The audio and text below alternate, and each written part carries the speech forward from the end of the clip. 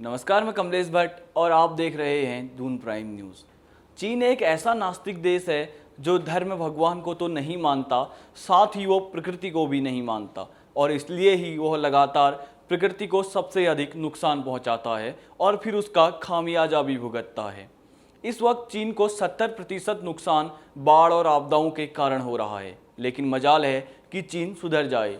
चीन की राजधानी बीजिंग दुनिया की सबसे प्रदूषित शहरों में से एक है, लेकिन जिस दिन आसमान में बादल साफ होते हैं और सूरज की रोशनी दिख रही होती है तो समझ लीजिए कि उस दिन बीजिंग में कोई अहम राजनीतिक बैठक होने वाली है या फिर कोई अंतर्राष्ट्रीय इवेंट शहर में आयोजित होने वाला है।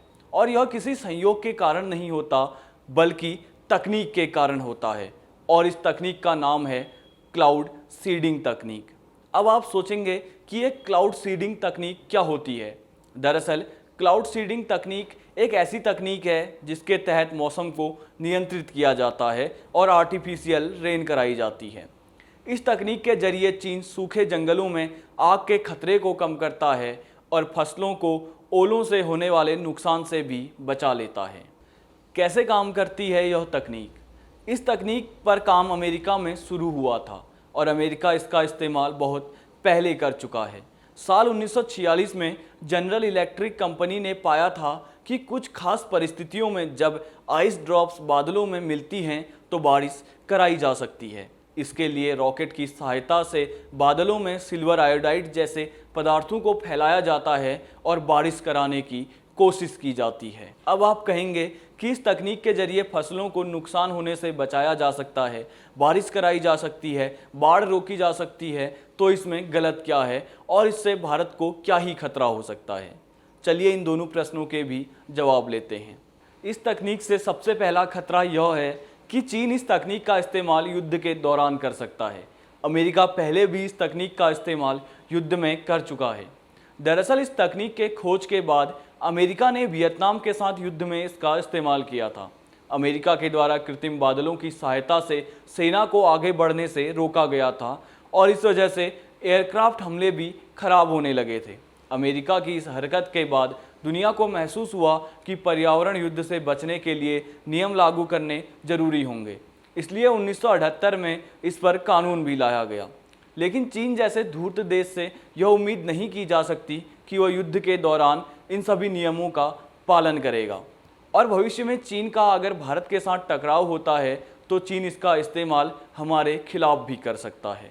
बढ़ते हैं दूसरे खतरे की ओर और वह खतरा है मानसून पर इसका असर।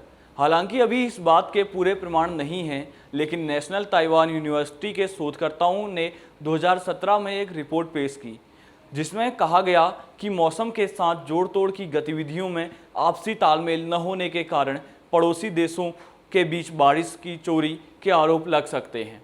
रिपोर्ट के अनुसार मानसून लाने वाले कुछ अहम कारकों में से एक तिब्बती पठार और हिंद महासागर के बीच तापमान का अंतर भी है और अगर योजनाबद्ध तरीके से कोई तिब्बत के पठार में बड़ा बदलाव करता है तो इसका असर साफ भारत या आसपास के देशों के मानसून पर दिखाई दे सकता है। और इतना ही नहीं, अभी इस तकनीक पर कोई इतने वैज्ञानिक अध्ययन भी उपलब्ध नहीं है, इसलिए इसके कई अन्य गंभीर परिणाम भी हो सकते हैं। चीन की फितरत तो वैसे ही साम दाम दंड भेद वाली रही है, तो उस पर तो यह भरोसा किया ही नहीं जा सकता कि वो किसी भी तकनीक के इस्तेमाल दूसरे को नुकसान पहुंचाने के लिए नहीं करेगा।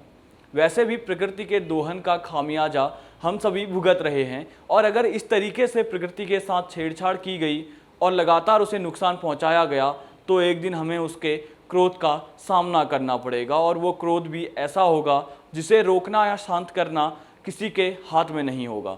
चारों ओर प्रलय होगा और अगर ऐसा हुआ तो न हम रहेंगे और न आप, न कोई देश रहेगा, न उसकी सीमाएं, न मशीनें आपको बचा पाएंगी और न ही ये कोई तकनीक आपको बचा पाएगी।